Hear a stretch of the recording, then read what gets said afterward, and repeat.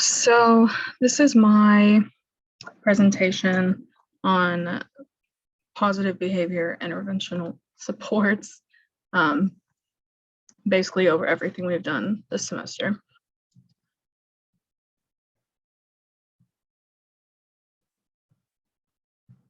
Okay, so the importance of creating a PBIS system.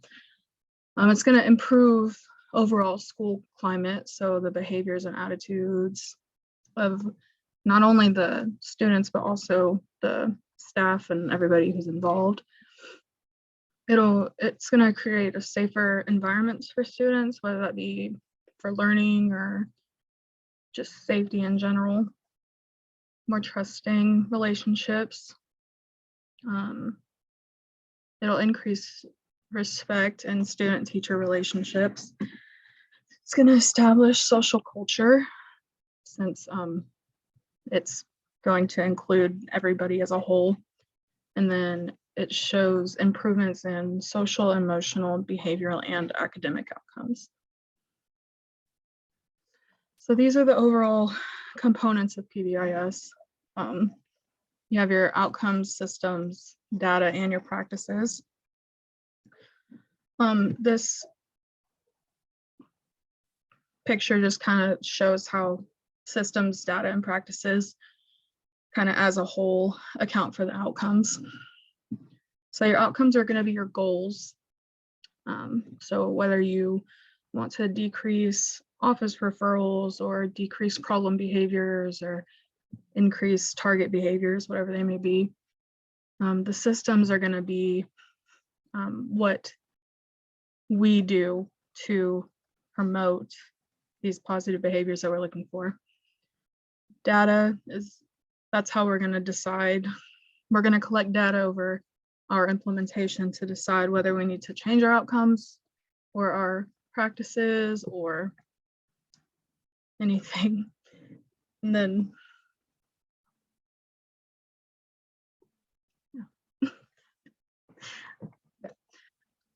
I included this picture, so I feel like it's a good way to kind of keep track of what tier 1, 2, and 3 are.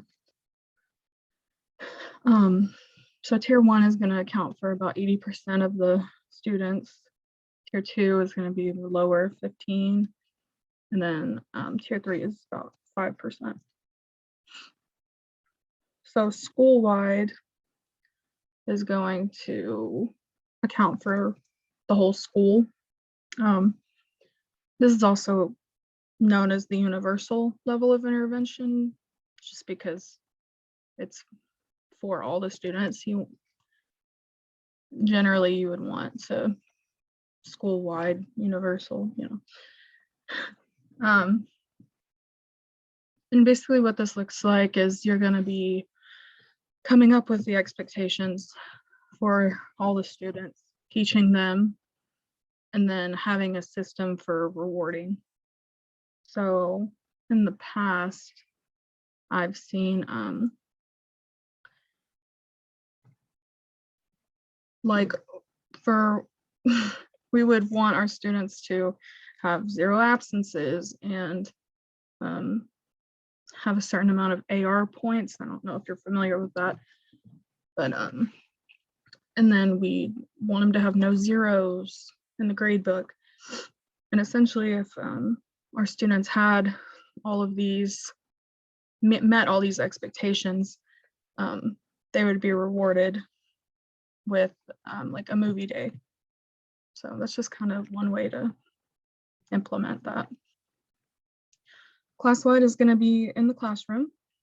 I think if the school has effectively implemented SWPBIS, then implementation of class-wide PBIS is easier, because you can just align the elements of the classroom kind of with your school-wide implementation. So this is my first example of a tier 1 intervention. Sorry. the great thing about token economy systems is that they can be, you can implement them in any way. It doesn't have to look like this jar where they receive chips and get class prizes for them. It could be kind of token money, anything like that. I did want to note that this example is one of the most powerful and database resources to improve classroom behaviors, essentially because children are motivated by tokens, things that they can grasp, like physically. The next example is praising positive behavior.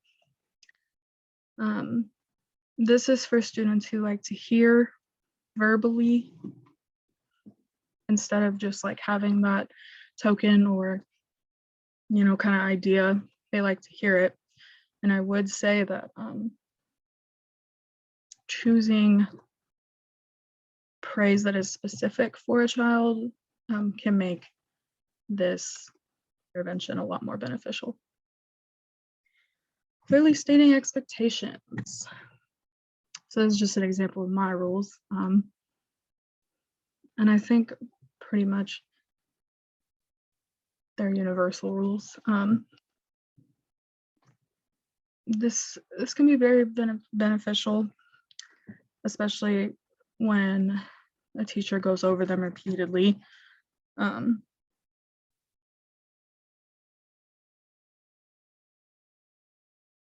But they do need to be kind of talked about repeatedly. Okay, tier 2. This is for that, referring back to that pyramid, about 15%. So it's the students who aren't responding to tier 1 or the universal level. Many show chronic low-level behaviors like talking out of turn or getting up when they're not supposed to. But the focus is supporting the students who are at risk. So this is an example of a tier 2 intervention. Check in, check out, or CECO. It's pretty popular in schools. I wrote down the components. You can design a CECO report card any way, but these are generally the components that are included. Self-management. So I've often seen this one used a lot with older children who have ASV. Basically, it's supposed to improve individualization and then also like students' independence. It's just, it helps the students see how to regulate their own behaviors and deal with visual supports. So this looks like visual schedules, visual scripts, first then supports. This is just a visual schedule that I came up with for one of my students. I do want to highlight when you're developing them, it's super important to make sure that you're meeting or you're creating visual supports that meet their needs or their age or their interest. Like I know Paw Patrol is a big thing with younger students now. So coming up with a visual support that has Paw Patrol characters in it or, you know, anything like that. Tier 3. So this is generally seen as special education interventions, but it doesn't always have to be those that qualify for special education. So these would be for students with behaviors who were either unresponsive to tier 1 and tier 2, or they're too severe for lower intensity behavior supports at tiers 1 and 2. This is a social story that I came up with, or I created to help a student learn how to use the bathroom. But basically, just creating social stories helps kind of remove the unknown of social situations. And these are usually used with children with ASD because they do have some of them have severe social inadequacies. Social scripts are also beneficial for children with ASD, and basically you just develop, like, I follow directions at school. Following directions means I will look at the teacher and listen to what she's saying. So it kind of just lays out how they would do this. The goal is to eventually work at these skills being generalizable in many different environments. Video modeling. This is also one I created.